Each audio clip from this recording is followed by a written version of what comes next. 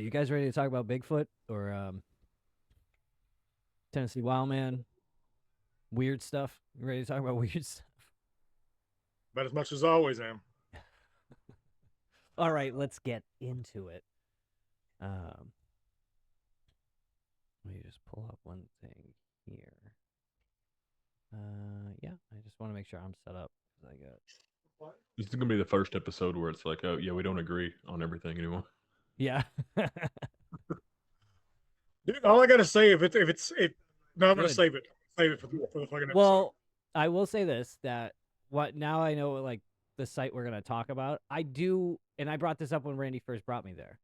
And I was like a little iffy about the site too. So I'm kind of on the fence about some stuff here on this subject matter. But I'm I like, got a funny story to you got a good. end it. Yeah, there. It makes me laugh. It's probably not gonna make Randy laugh. All right.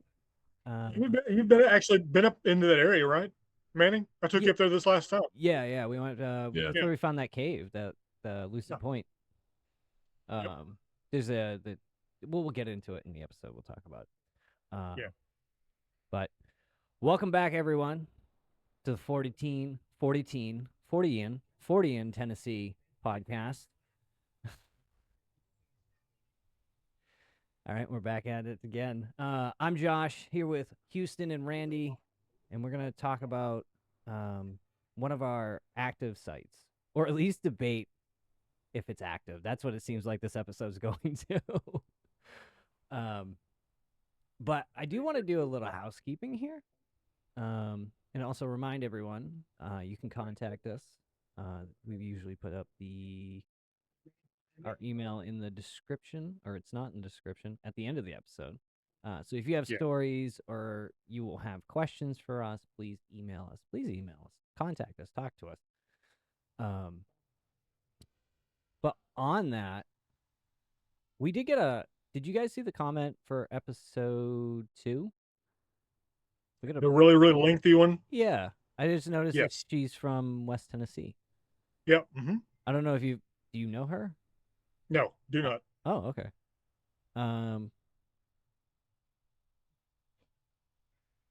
Yeah, no, she I mean, she said this is her just thinking out loud, you know. Yeah. Yeah, but I mean, she brought up some interesting points here in the comments. Talking about like maybe it was a juvie. And we're referring to episode 2 if you're listening now.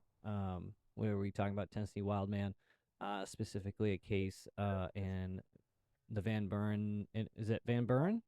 Van Buren. Yep. Tennessee, where a Bigfoot or a Tennessee Wildman was captured by a dentist and a group of hardy boys. It sounds like. But she brought up a great point. We brought up that we talked about that. You know, it's surprising that the thing didn't kill any of the guys that went after him, right? What she brought up that probably it was a juvie, might have been a juvenile. Yeah, could have been. He's 6'5", so yeah, that would put it in that range. But my counterpoint to that is, how long was he watching this one for? I was thinking that. Like, wasn't it 12 a while? years? Yeah. It was a long while, yeah. So to counterpoint my own counterpoint, it could have been just like, it could have been the juvie that comes in. That it was just like, I'm going to be the one who goes down to the river today. And he's the one who gets fucking caught. I just would assume that, again, being a dentist and a medical expertise back then, I mean, he would have documented that too. I mean, he was talking about, so much of its medical condition and everything else, and he had this thing for a while. So you think that would be something that was commented on? Yeah.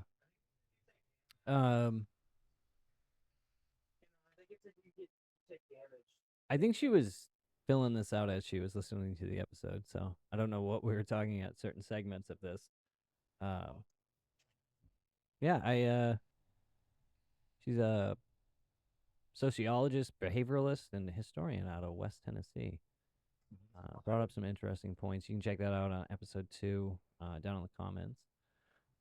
But today we're going to talk about one of our active, or maybe not. I don't know. We're going to have a debate about this one today, I guess. One of our active sites. I don't think it's a big debate. We're just debating in pretty much. We're gonna debate it today.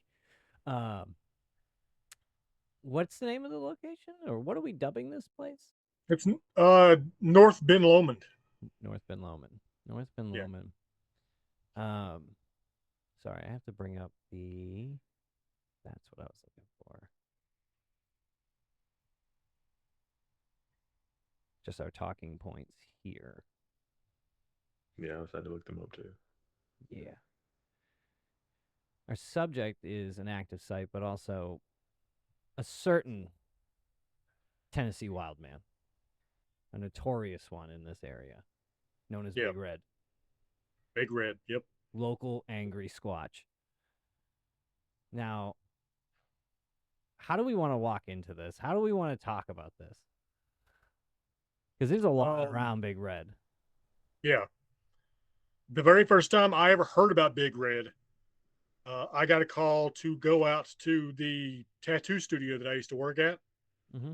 And my boss at the time, who runs the tattoo studio, was like, I've got somebody you need to talk to. And so I go over there, and while they were tattooing this person, they basically brought up, he would bring up, like, what do you think about Bigfoot? Do you watch those Bigfoot TV shows? And there was a bot, right? This woman was like, oh, yeah, I believe in Bigfoot.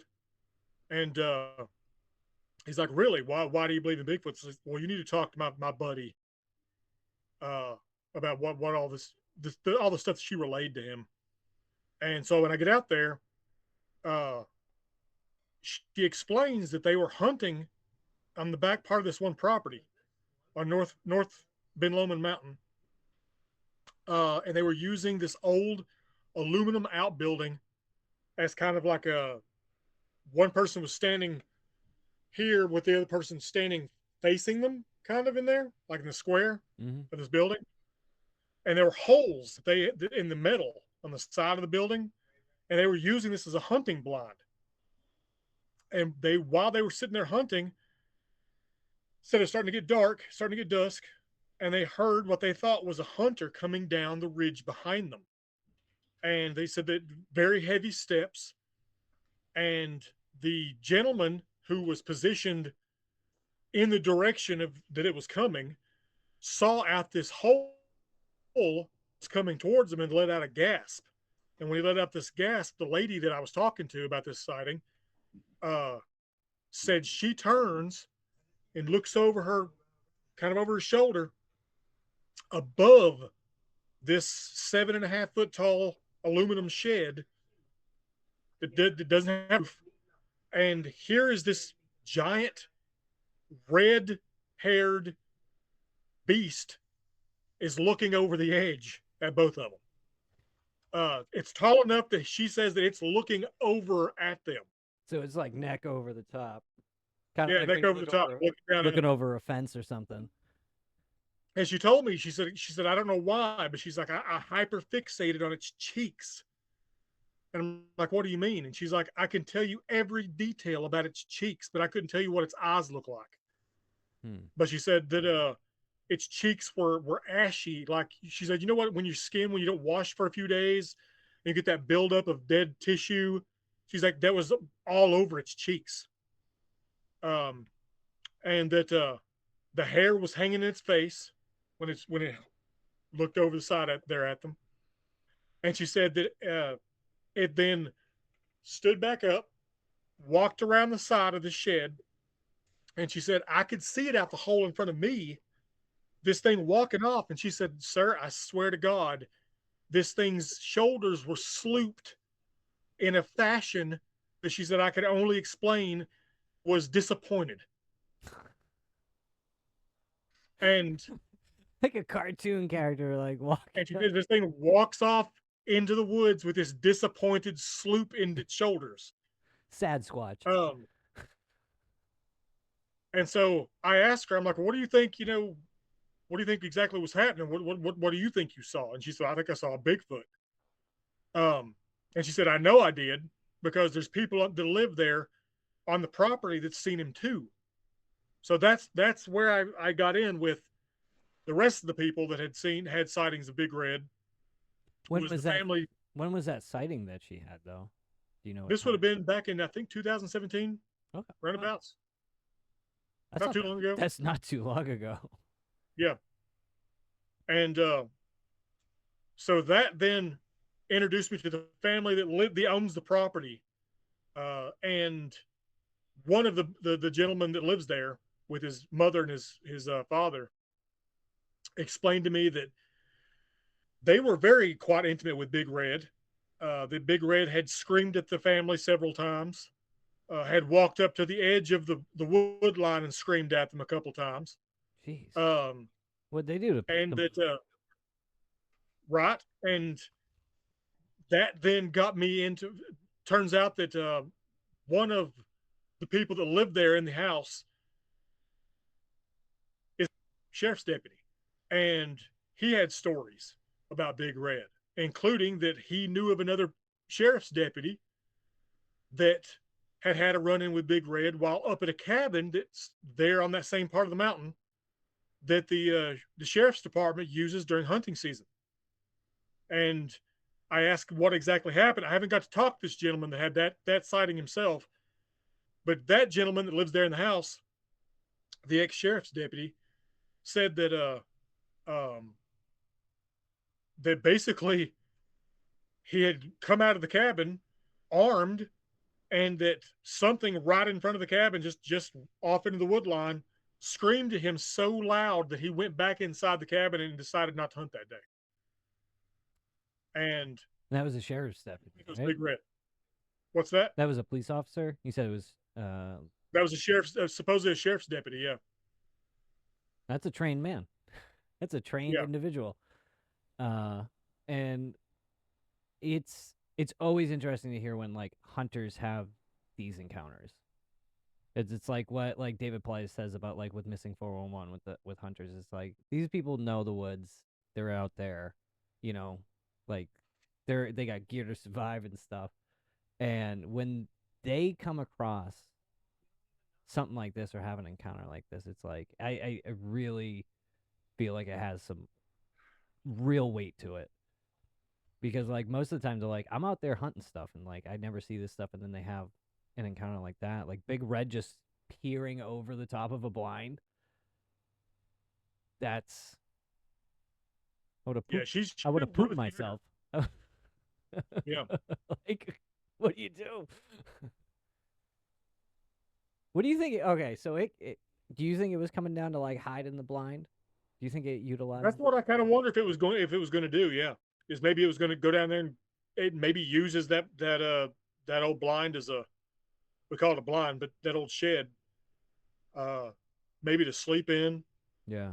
Uh, but the way she described it, his disappointed sloop of his shoulders, of as he was walking away, I found interesting. That. Yeah, and it's not the first time. We've brought up other encounters from witnesses, and a lot of the time they've described an emotional Like reaction. annoyance, like Yeah, almost like annoyance. oh. And yeah, annoyance, huffing that like you just got in the way of my kill, or even just the with the mother and daughter kind of like, oh, sorry, like sorry to Yeah. startle you. And now this with Big Red being like disappointed, like disappointed Sasquatch. Yeah. That's how long. So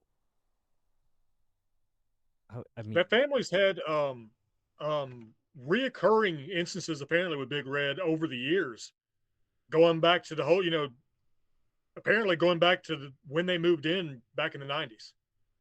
oh, And I'd found out by talking to other people in the neighborhood that there had been other sightings in that region of North Ben Lomand Mountain. Again, completely oblivious to their neighbors down the road that's having this stuff happen to them. Most of the time, one of the people I talked to about that down the road said that they had been followed through the woods by something. But it was whatever it was being loud enough and obvious enough that it scared them. That seems to be kind of Big Red's modus operandi is to to scare and threaten. Yeah, and that seems like kind of the mostly what we get from a lot of them anyways. It's just to scare us off. I mean, they must know though, like we're bigger than you. Like, you know what I mean? Yeah. Like I can kick your ass. Um Yeah, the they sheriff deputy gentleman told me that they had shot at Big Red before. Uh, that he when he screamed that one time from the wood line, they said that they pulled guns on the wood line and shot at the wood line. that's a mistake. Uh, Any yeah, any encounter I've ever heard where they shoot into the wood line at the thing, never you it's a good thing they didn't hit them. it'd probably been worse for him if they would have. From what I've heard from accounts. Uh, so how so it was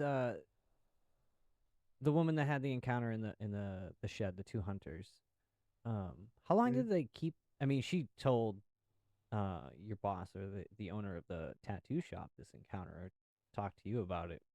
But Yeah. like, how when you got told about it, how long ago? Like, was I think it had been the year before, the year prior. Okay. Had It'd only been like, had they ever told anybody this beforehand? I don't think so. Wow. You've got a couple of leads from Jack up there, haven't you? Yeah, I have actually. People Because like I said, he when he's tattooing people, he very often will get to the subject of Bigfoot, just and he'll start like, you watch those Bigfoot shows, and if they don't watch them, and then he just kind of drops it. But if they do watch it, if they say, "Yeah, I watch Finding Bigfoot," he'll be like, "Well, what do you think about that stuff?" get them talking. And get him talking about it. Appreciate you, Jack. Appreciate you. Yeah, Jack used to. He was for a while. He was dating this lady who I actually took a Bigfoot sighting from. She had a sighting down in Pelham, Tennessee, Mm-hmm. and it was a daylight sighting, broad daylight. She was coming around a corner in the road, going from Pelham up to Altamont, and there was this large, hairy. She said at first, she said it remarked her as being a man in a big, hairy jacket, and but said this guy was just walking at a very rapid pace across the field towards the car, passed over the road, and then crossed over and went through the pasture. And if you look on the map, if you basically take it where it was aimed at, it goes straight to a river that comes off the mountain there. Mm. So I'm guessing it was going towards the river. Now have they in that area? There's a lot of sightings of course, Big Red. Has there been any other sightings of like other ones, maybe juvies or There's the sightings of Lucy, what they call Lucy, that family, the same family that has the reoccurring instances with Big Red. The lady of the household is apparently friendly with a female that lives in the area, and she calls it Lucy. Okay. I asked why she calls it Lucy, and she said that she calls it Lucy because she likes I Love Lucy. Okay. So She does, or the Bigfoot does. Yeah. Just like staring in the window. Yeah. The theme song comes on. She's watching it during the daytime with Lucy. As she peeks in. Lucy, she said that Lucy only comes around every so many months, and when she does, she whoops and wood knocks from this one ridge line behind the house. And interestingly enough, Gato and I have actually walked that ridge line, that very ridge line she claims that Lucy hangs out in, Mm-hmm. and we actually got wood knocks about 2 ridge lines above us. So it's wild to hear these people talk about, this area is where she wood knocks, and then literally be in that area, Yeah. and get a wood knock. That's yeah. So how long? I don't know if you got any of this information, but I'm gonna ask him anyways. Do we know how I know the family's been there a long time, or a decent amount of time, because they've dealt with Big Red since they moved there the late '90s, right? Yeah. Did she ever explain like how this relationship developed between her and Lucy? Was there Like what Not really, drew no. Lucy is it just started happening and she started interacting? I think it just started happening. I don't know this for a fact. I didn't ask her actually that question. That's a really good question. I should have asked her. But the I way she described it, Lucy, whenever Lucy does come in, when she's been gone for months, she'll go up there on that ridge and whoop and wood knock until the lady of the household does so back. Yeah, I'll say this because it's you know, in the last episode we showed me and Randy's interaction with something in the woods and what we believe to be a Tennessee wild man or along those lines. Having interacted with these creatures, right? I just wanted to know maybe if she, like, because when it happened to us, there was no fear or anything. You know what I mean? And Mm-hmm. like I wanted to communicate. So like I had that feeling of communication. I wanted to try to make contact in that sense. I just don't know if she had that same feeling too. Like, oh, I should kind of like something in your head, just being like, I should respond back. You know, that's Yeah. kind of what I've been asking now. Now that I've been watching this footage over, like our old footage over, I'm like, why did I just start doing that? I don't know what I would do though, like if it happened and I wasn't out there looking for it. Like if it just came to my backyard, like I don't know that I'd be chill. Well, Lucy has shown herself to the owner of the house, This right? lady. The lady, right? Yeah, she has. She said that she was on that trail behind the house, and about 60 foot ahead of her, at a tree that's right there on the edge of the trail, Lucy just stepped out. And she said she just stepped out from behind that tree and just stood there for a moment. And she said she was about 6.5 feet tall, and she's very obviously female. Uh, and then stepped back behind the tree again. Now, why? When you've been doing this for as long as people have been doing it, some of the people we know have been doing it for 40, 50 years. Um, Never see one of these things. Their whole, no matter how much they've been in the woods, and yet here's one that's just stepping out and showing itself. You've got to wonder why. To this lady, just to this lady, it's like But maybe she's an older lady, so I mean, maybe Yeah. it's because she doesn't find her uh, threatening. Um, I think she probably, the way she kind of describes their relationship, um, I think she's probably in the same kind of mindset you're talking about, where she just wants it to keep going. Yeah. She just wants to keep the interactions happening. Yeah, there is, and there's a big debate, of course, always about like habituation, in the Bigfoot community, whether it's good or not. Um, I'm kind of I'm kind of like, yeah, we should habituate. It's how interactions happen. It's how we get to figuring out this, whatever this is. Uh, but yeah, like there is a pull. There is a I want to communicate again. It's fun. I don't know what there was something about it that was just like super invigorating. You know, Oh yeah, yeah. it was so new. It was such a new experience. I think that's what's still like charged up about it for me. It was like, oh my god. So this Lucy steps out onto the trail, um, and she just showed herself, right? She just like, Just shows herself. Yeah, 6.5 feet tall. I mean, this happens a lot with people who have them on their property. Um, it's been like kind of a big focus for me since I've gotten into this is people that live with, you know, these things just out in the backyard. Because I think it's a different, it's like a very special interaction. Oh, Versus just being definitely. out. Yeah, because you're building like it's the habituation to like the 10th degree because you're there every day. They get to watch you, and more than likely, I mean, like you said, they're I mean, they're gun owners, right? Is this the ones they're screaming? Oh yeah, So yeah. I They mean, like I like, said, they shot at Big Red supposedly. so I mean, Big Red probably screams at him, gets mad at him, but also, Lucy probably is like, that one doesn't shoot the guns. Maybe I don't. You know what I mean? Like, Yeah, I You think got I normal, wondered. normal Go ahead. neighbors in the South. yeah, just being neighbors though. But like, if you look at all the case count, like encounters we have, especially down in our area there, like there's the road that has, hey, drive slow. We love our Bigfoot.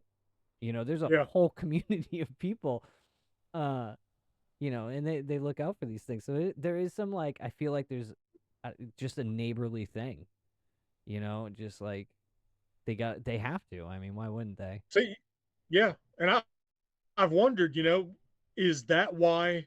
Trying to explain why Lucy would just show herself so willingly. Like maybe that's what it is. Maybe it's her way of basically being like, look, I know I've got an asshole of a husband that you guys shoot at, but I'm here too. You Yeah, know? yeah. Yeah, it might be like, hey, there's another lady here, so it means there's kids. Like, Yeah, don't harm exactly. us. Yeah, Don't harm us. We don't want to harm you.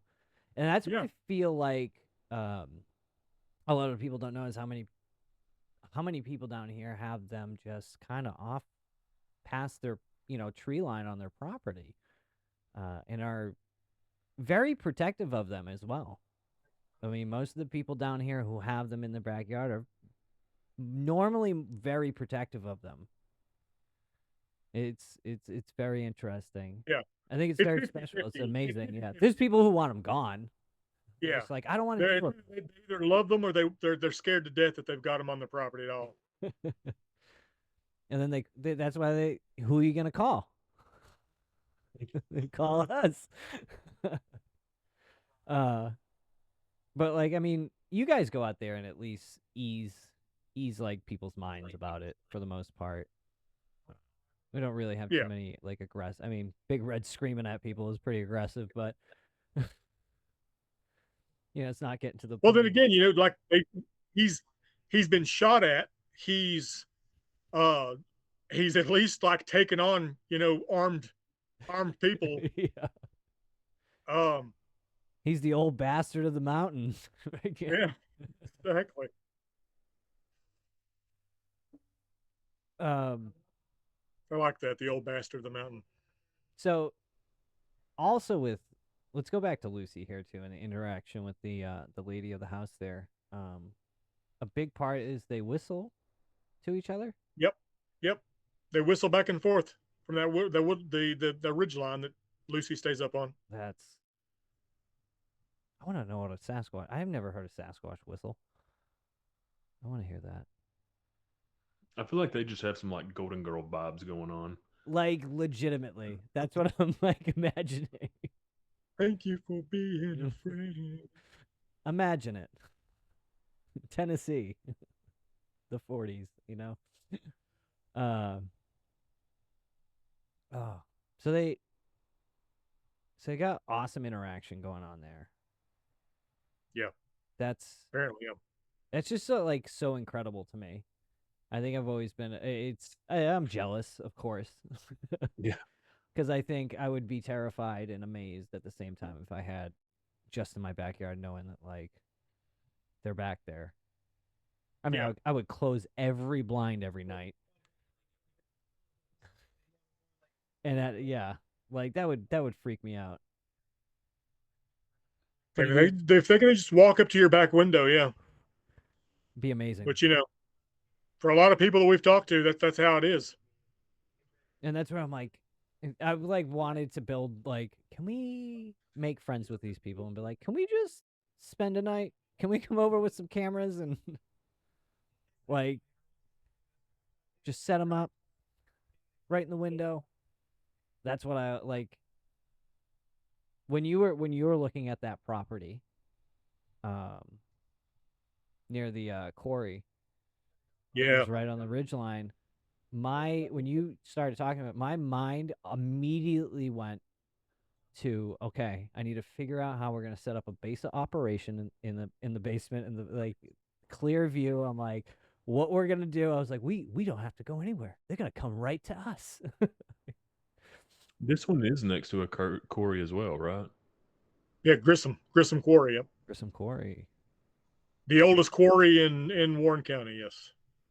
Just another thing we found in common with the area. There, you get a lot of reports around quarries. Yeah, you want to talk about Yep. the Grissom Quarry Cave? I don't think I know about this. I think it's, if they're in the area as the people say they are, I suspect that they use that cave sometimes as shelter. How big's that cave? I suspect. It goes back about a half a mile. A half a mile. About totally. Yeah. That's crazy. I mean, I every time I still think about when we went up to the quarry and seeing those actually like dug out like tunnels. Like that blew my mind. Yeah. Like, you've never seen something like that for like in person. Half a mile? About half a mile. Yeah. That's insane. Half a mile is nothing compared to some of the caves around here, man. Oh, I get that. But I'm just like, how dark is it back there? That's freaky. It is pitch black. Like there's a if you've ever been in a cave, like have you ever been like deep in a cave before? I went to I did do Cumberland. I did Cumberland Caverns. Yeah, and I Okay, when we had the event there? yeah, I did that, and when they turn Okay, off awesome. turn off the lights to show you like absolute darkness. Yeah, and then I did the cave event, Yeah. which was amazing. Have you ever been to a wild cave? A wild cave? Yeah. No, what's that? Like, I mean, what you're talking about is just like a tourist destination. Yeah, I went to a tourist thing. Yeah. But that's like I mean, cool. Like I just like seeing Yeah. like being in the cave there, but because we have like up north here, we have like the polar caves and stuff up in like New Hampshire you can go through. But again, it's another like tourist thing. Right. Yeah. But I've never done like a wild cave. You just like, except for the one we did when I was just down there. That was down in that other quarry. Was that Grissom Quarry? That's Grissom Quarry Cave. Oh, Yes. okay. So I was in Yeah. that cave. Yeah. Okay, so I was in that cave. Yeah, that freaked me out in that one.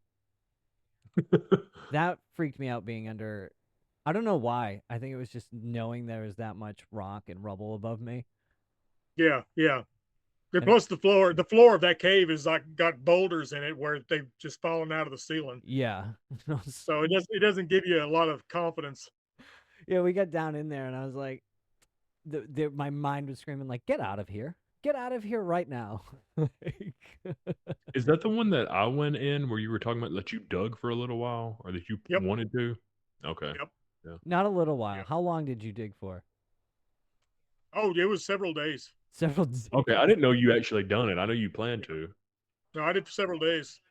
I actually cut myself open really bad on a machete because I was using a machete to cut with. I want to explain to people that this. Cut through sediment. I was cutting through sediment so people will know. So you were in this cave with a machete, right? Cutting through sediment. Yep. I want people to understand that you drive out and park on the side of a road, and then you walk up into the woods into this quarry, and then you go down into the quarry, and covered by some brush, it's just this cave opening. And Randy was deep in that cave, right, by himself. I'm just painting this picture that if anything went bad for 2 days, you were out there digging in this by yourself. No one would know. You would have just been missing. I was going the wrong direction. Oh. So I was digging in the wrong direction the entire time. How many ways? Why a machete? Because it takes out bigger blocks of sediment that way. Then like a shovel or a spade or something? Yeah. Okay. Oh yeah, totally. Comment below what you think Randy should have used. We're gonna start a poll here. Hey, we're gonna get an actual spelunker on here. It's gonna be like, this guy's a fucking moron, which is true. Maybe we should get a I'm spelunker. not a spelunker. I don't pretend to be a spelunker. Have we ever gotten reports from spelunkers about stuff?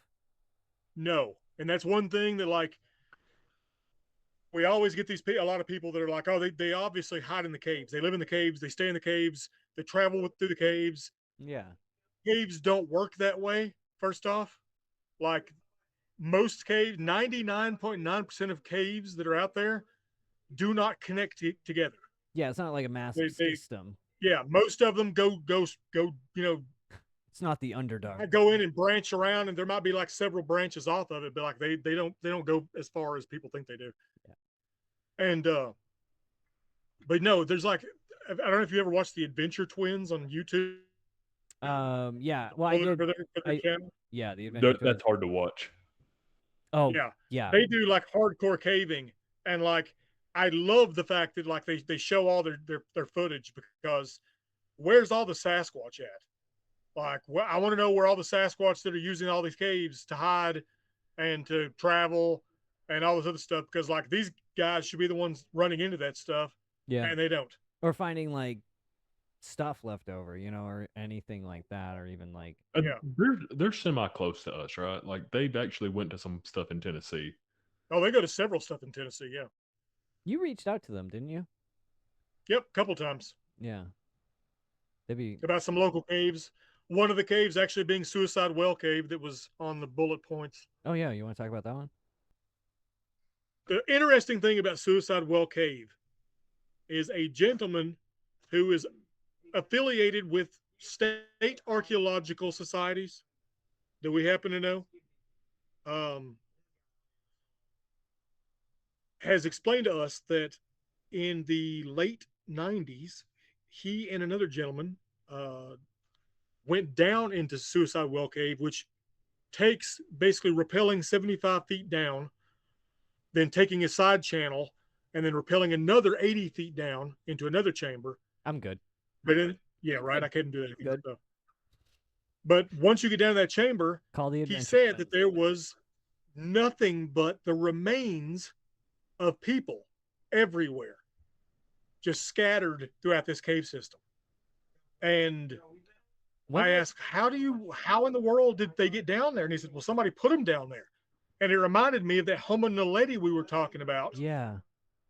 And that cave, because like he didn't say how big the people were, or they didn't apparently have any kind of clothes on, because it was just the bones. Yeah. But that's where Suicide Well got its name. That's similar to where when me and Kayla went to Chichen Itza. I always get that in Machu Picchu, like the name mixed up. But yeah, we went to Chichen Itza in the Yucatan, and you walk a quarter of a mile from like where the pyramid is, and they had a big pit right there, and that's what they said. Like I don't know if it was like for sacrifices or whatever, because I mean that was common in that culture. But yeah, I mean they were just talking about the different animal bones, human bones, all that stuff. That was just just pretty much a dump site for that. Yeah. And to preface, the person that went down there, he knows what human remains look like. Like he deals with that, like ancient remains. That's interesting. Now, did Suicide Cave, did that come from you guys naming it that, or was it always called that? No, that's what it was. That's what, if I'm not mistaken, that's what him and the other gentleman named it, because they found the cave. Did they bring this up to anybody? Did they like? Well, I can say that the archaeological department knows about it, but it's probably have they ever done anything about it? No, not to my knowledge. It's probably just like dangerous to get down there. 75 feet down and then another 80 feet down. Yeah, it'd be rough to get down in there. It's some action adventure twins kind of stuff. Yeah, we'll give them cameras. Come on, guys. We'll be at base camp. That's incredible though. That'd be amazing. How big is like the opening in there? It's not very big. It's and from what he told me, you have to go back, you have to go feet first, push yourself back, push through flowstone, because there's flowstone that he said all the time. What's flowstone? It's where mineral deposits create these really kind of thin sheets of sediment. Oh, okay. And it's kind of like sandstone, like brittle. It's really brittle, like sandstone is. Oh, gotcha. Okay. But he said that flowstone builds up all the time. So he said you have to go in there feet first, bust through the flowstone, put yourself over the edge after getting tied down, and then go out down the 75 feet to that one Is where it like there's a chamber down like a small tunnel you're going down? there. Yeah, from my understanding, yeah. What possessed them to want to go down there, first off? Dude, I don't understand spelunkers like that. Like, Yeah, we need to talk to a spelunker because I'm gonna be like, what? I mean, I guess it's what we do. It's just like going to look for the unknown. I mean, I get it, but like, yeah, you yeah, don't probably. know what's down there at all. Like, you don't know if the tunnel's just gonna end in 5 feet. You know? Yeah. That's But then also keep going down, and then you just find human remains, like bones everywhere. Did he bring up anything? He's found there's all kinds of stuff that he's found underground that he's got pictures of that we've had the chance to see some pictures. Like, he found an entire log cabin that was buried in a cave. Someone built the log cabin in the back of the cave. And this cave, I think he said, was 2 miles. It was 2 miles deep where they found the cabin. What? So how old was it? I don't know. Always like He's also found, yeah. his like reaction when he hears a new one. I tell you, you know what? I'll tell you right now. The next time you come down for a con, I need to talk to him. We're going to take you to go meet him. Yeah, I want to talk to him. Yeah. I've met He's a trip. Look, we talk about forbidden archaeology on this podcast, okay? This is how we know about the forbidden archaeology. Yeah. That stuff. Okay, hold on. I want to go back to the log cabin. That's 2 miles in a cave, because that's just you can't just tell someone that. And then did he just find it and just walk away? Him and another guy found it while they were caving. He's got pictures of it. If he didn't have pictures of it, I would be. How does he be view like, reality? Bullshit. How do you get logs? How do you get the logs that deep in the cave? Just some strong boys. Somehow they did. Some strong boys. So. How big was the cave? That's my other question now. It had to be pretty big. Yeah. It had to be. That's crazy. We're going to have to do a whole just episode on those stories. Stuff he's found. Oh, We've got plenty. If he would let us come by and just like borrow his photo album to take photos of it, like, it'd be amazing. Yeah, he just pulled out binders and binders of just 3-ring binders that are, all color coded and named with the borders and stuff. Yeah, when I'm down for the con, we're gonna go see him. I need to. Yeah. He's the one that has personally dug up coneheads. Yes, I remember you telling me about that stuff. That blows my mind. Yeah. Let's bring it back though. Let's get back to Ben Lomand Mountain. Well, real quick before we got off of caves, you did find something recently about caves, like when we went up to the library. Was it the salamander or whatever that you found? Oh, the cryptid salamander. Oh. Yeah, talk about that. So there was a report in a book that me and Houston found up there at the McMinnville Magnus Library, upstairs, and all the local stuff. And it talked about a local caver who claimed to have encountered a giant salamander. Okay. And specifically, he said it was a giant hellbender. Hellbenders are the largest species of salamander we have in Tennessee, in North America. And how big do they normally get? About 2 feet long. Oh, okay. Okay. That's not huge, but about 2 feet long. Yeah. About like that. I don't even think I've seen one that big before. Usually, if you actually see them in the wild, they're not that big. I've never seen one in the wild, but most of the time, my understanding is finding a big one now is very, very rare. Anyhow, he was caving in a local cave in a neighboring county, and it was a wet cave, so he's trudging through the water, and he said that there was a 4-foot long hellbender that he came across, and that he said he got all the way up to it, and that managed to, like, because they're sedentary, they don't really move around much. Yeah, they chill.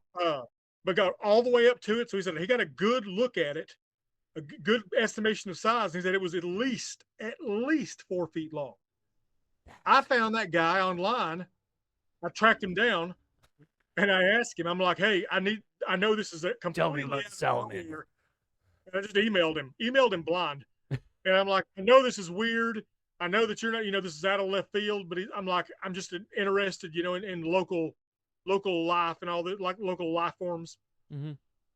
and I'm interested in the hellbender that you said you saw. Could you tell me, how big it was again?" And he came back and he's like, it was at least 4 feet long. He's like, I'll still stand by it. It was at least 4 feet long.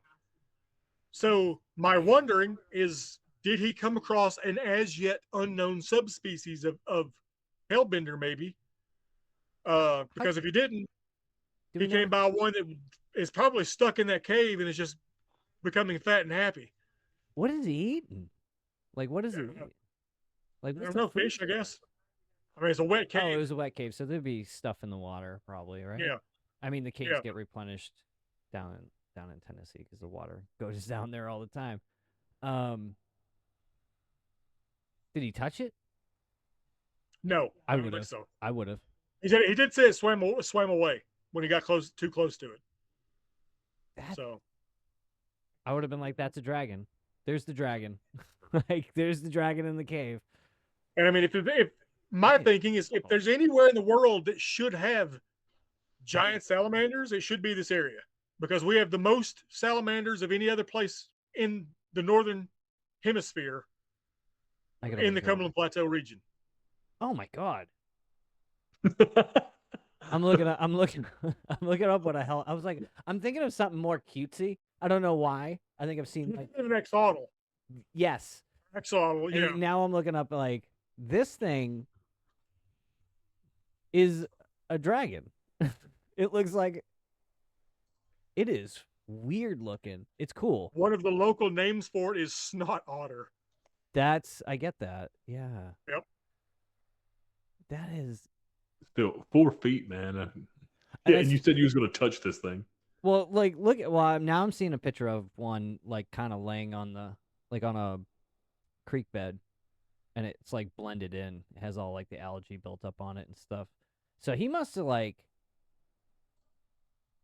did he notice it right away? He couldn't have noticed it. He must have kind of walked up on it. He said he saw it in the water, like, as he was, like, walking through the water, he saw it up ahead of him. Huh. How deep into the cave was he, though? Like, that's... I'm not sure. I didn't ask. But he's like a spelunker or something, or just like... He's a professional caver, yeah. That thing... And what do you think that thing's at? 2 feet long right there? Maybe shorter? There you go. We got no dollar bill for scale. That thing, it legit looks like it has a little baby's arm and hand right there. Yeah. That's weird. It's a strong hand. Yeah, I don't want to look at that anymore. Imagine that. 4 feet in a cave alone with you. I do think he had somebody else with him, right? Or there was another guy that saw it a second time, like, because he told you to reach out to a second guy.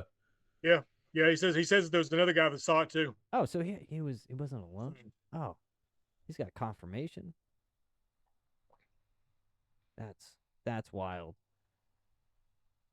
I always want ever since I watched the Descent, I'm always like, what's down in those caves? There's like has to be weird stuff down there.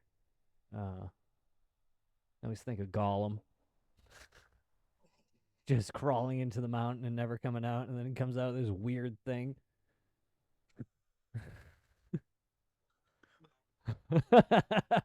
That's it, But let's go back to Ben Lomand Mountain. You guys found something up there? You guys found some stuff? We found a track that is debatable. Is this our debate point? Is one of our debate points? Yeah. I'll go ahead and pull it up while you talk.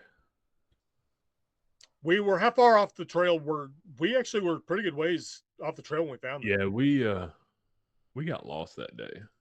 Yeah. I think that was my fault, but yeah. Can y'all see it there? Oh, yeah. Yeah.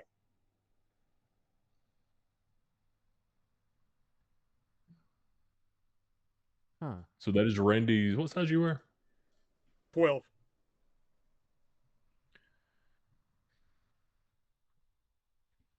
Now, I'm not sure what it is. But the area that we found it is the area of Big Red and Lucy. If it is a footprint, it's a juvenile's footprint. The main thing that got me when we first found it was what looked like those toes up there. Yeah. You could see definition and detail in there. It looked like skin imprints almost. Yeah, let me zoom in because you can. I mean, you can see that for sure.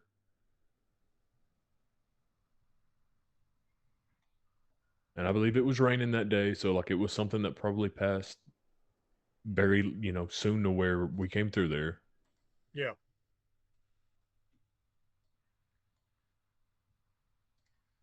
You guys were lost on the mountain at this point too? I mean, we We weren't were. lost. We just didn't come out where we meant to.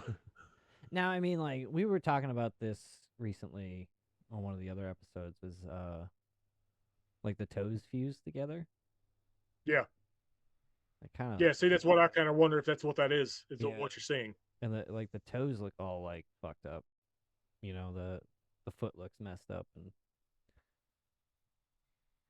And it was just one. I think Houston is more on the side that it's a bear print, but I don't think it's a bear print at all. If it's a bear print, you'd see claw marks on it. I mean, that is true. There was one when I got home that day. I was trying to look up what would, kind of fit this description. And I saw one bear print that did look similar to this. And of course, now I can't ever find it. But that is what made me think, like, okay, well, maybe that's what it was. I mean, because again, this just looks like, I don't know. There's not like, a break in the foot the or anything. pictures don't do it justice either, if compared to what it looked like when we were there. That's true. I mean, I had seen and I have other pictures of footprints that we've got in other locations that I'm like, okay, yeah, like that's pretty obvious that is something that's, bigger than a human or whatever. And this just kind of it just doesn't do it for me as, in concrete as what some of the other Yeah, ones that do. was.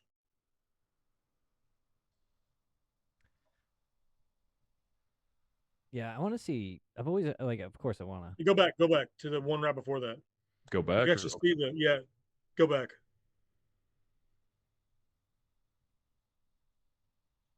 If you can. you probably talking about that. I just zoomed in. Or no. Yeah, go back one more.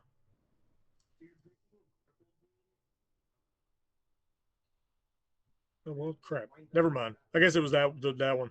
You can see the details there and the good, the cracks and stuff in it. Yeah, that's where I zoomed out there. Y'all might not be able to see it as good on mine, but Are there any yeah, I mean, other it's tracks? like skin indentions or something. I mean, Yeah. Yeah.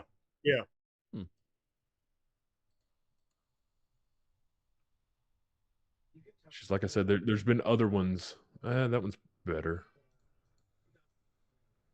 There's been other footprints that's just more definite to me than this one. So I'm just kind of when we find something like this, I'm always leaning more skeptical on, all this stuff. Like I want to for sure prove that it's not something else that I just, don't want it to be, or that I am wanting it to be a big footprint, but it's not just me wishing. Oh yeah. No, I got you. Oh, I'm the same way. I'm like, please be concrete evidence.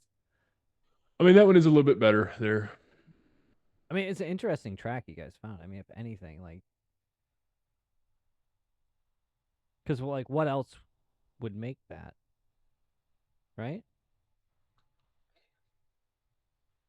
I mean, I hear you. Like I said, I wish I could find another picture of that bear print because I mean, it was just that one picture that it's like, hey, man, that's similar enough to what we saw, earlier in the day that I can't Yeah. be 100%.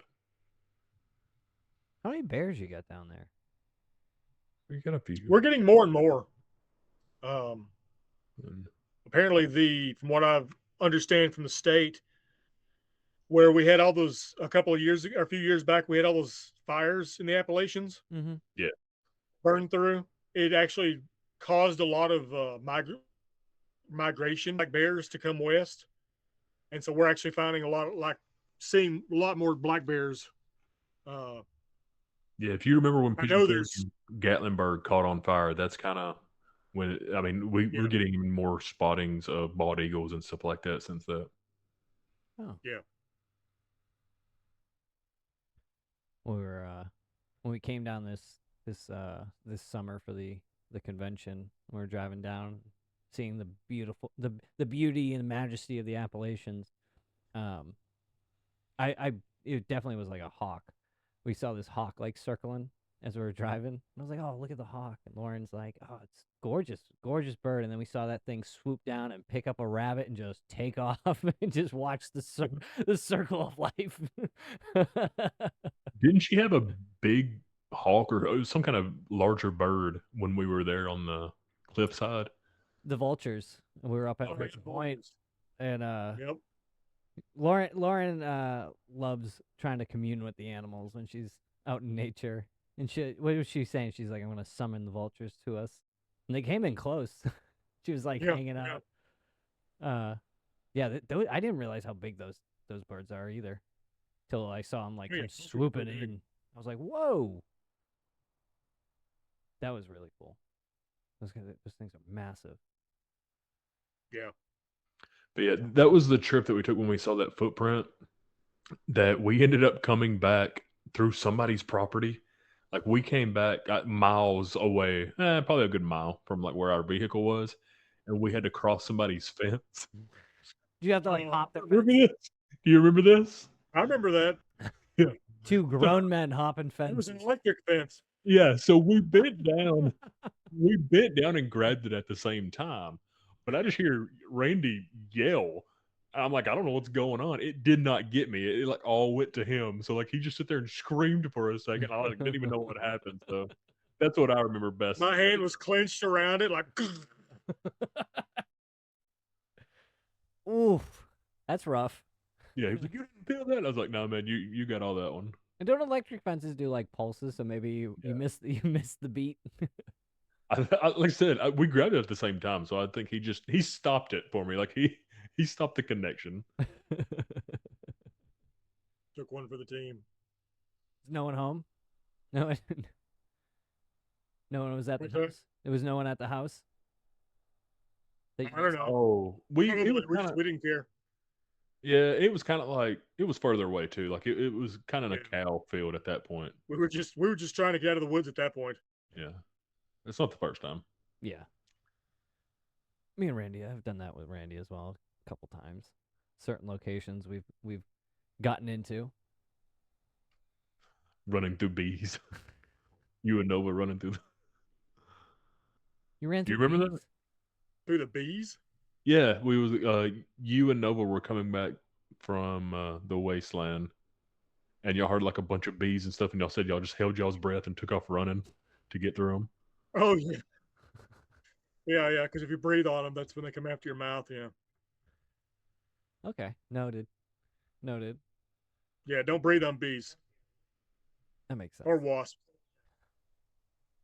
I know this from experience because I've got I attacked don't know, in the man. mouth. You got into some crazy hives or something. Yeah. My honeybees are like they're chill around me. So I forgot you're a beekeeper. I got stung in the face by a cicada killer. oh So yeah. Ooh. I didn't know it was the face. That was the most right in my mouth. Like I got too close to it, breathed on it, and it just followed the carbon dioxide right back to my mouth and just went at it. Oh, ouch.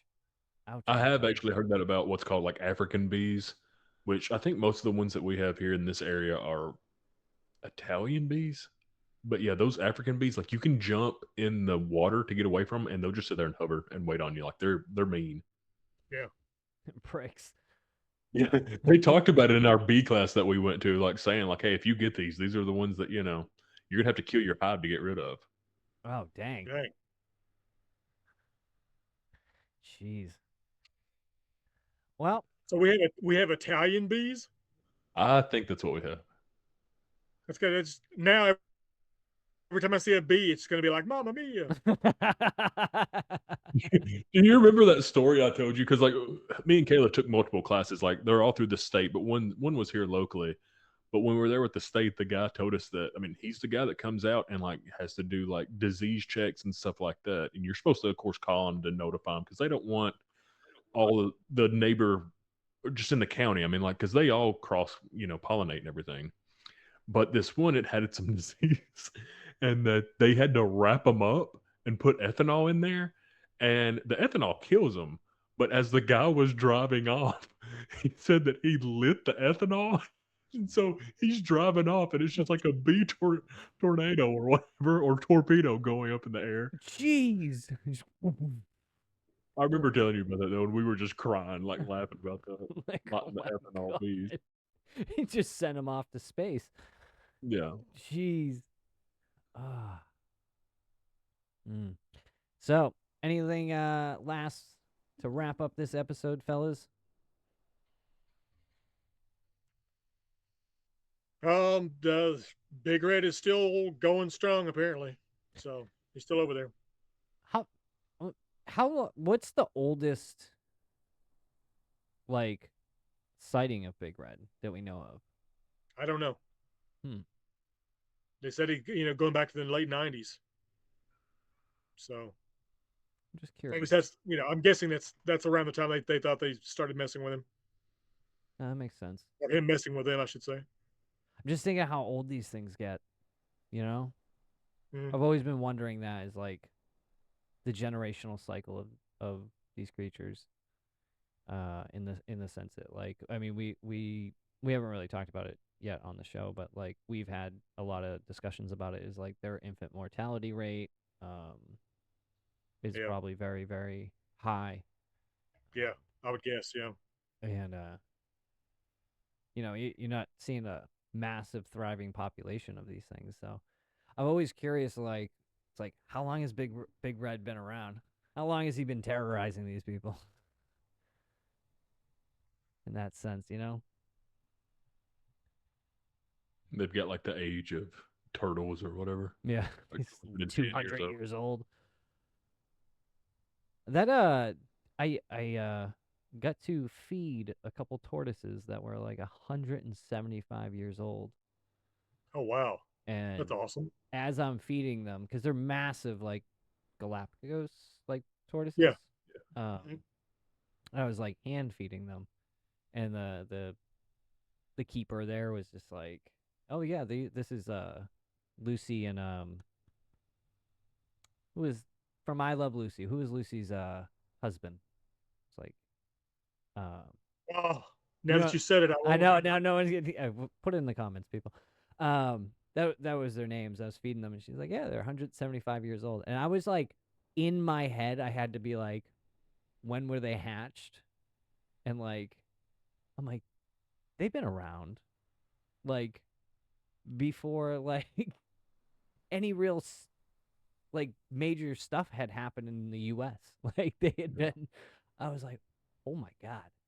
And I'm just like hand feeding this super sweet tortoise, man. They were like the sweetest animals, man. Yeah, have they been around before the Civil War? No, I don't actually. I think that was part of it. I mean, there's some that have. I think How many years ago was that? 1865, 1860, 1865? 1849 is when they were hatched. Yeah. But yes, before the Civil War. Yeah. Good God. Yeah. That is crazy. Yeah. I have a photo I took with them with my kids. They're like massive tortoise. I was kneeling down next to Lucy, and in the live photo, it's funny. She bit me. You see it in the photo. What did it feel like?